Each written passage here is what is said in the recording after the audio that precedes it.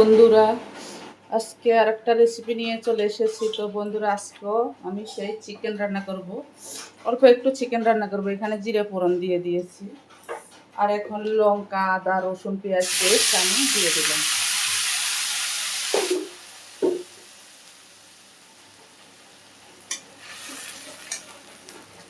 একটু হলুদ দিয়ে গুঁড়ো দিয়ে দিলাম,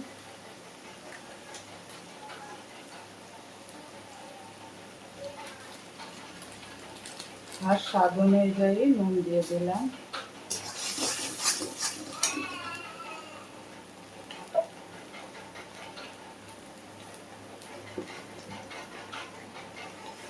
বাড়িতে তৈরি করা জিরের গুঁড়ো, হলুদের গুঁড়ো দিয়ে জিরের গুঁড়ো, ধনের গুঁড়ো দিয়ে দিলাম।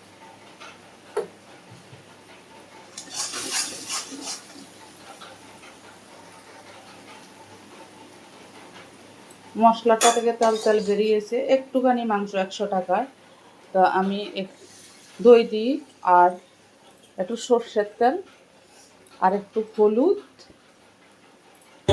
নুন দিয়ে আমি আর গোলমরিচের গুঁড়ো মেখে রেখে দিয়েছিলাম। এখন ওটাই দিয়ে দিলাম। তো বন্ধুরা, এখন আলু দিয়ে দিচ্ছি আমি। এগুলো কষানো হয়ে গেছে, এখন আলু দিয়ে দেবো।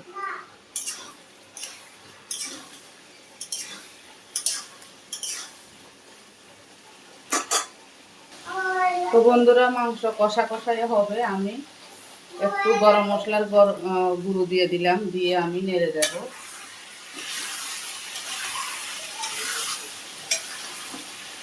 একদম কষা কষা হবে।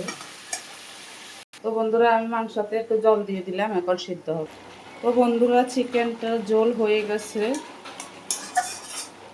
আমি গ্যাসটা অফ করে দিলাম।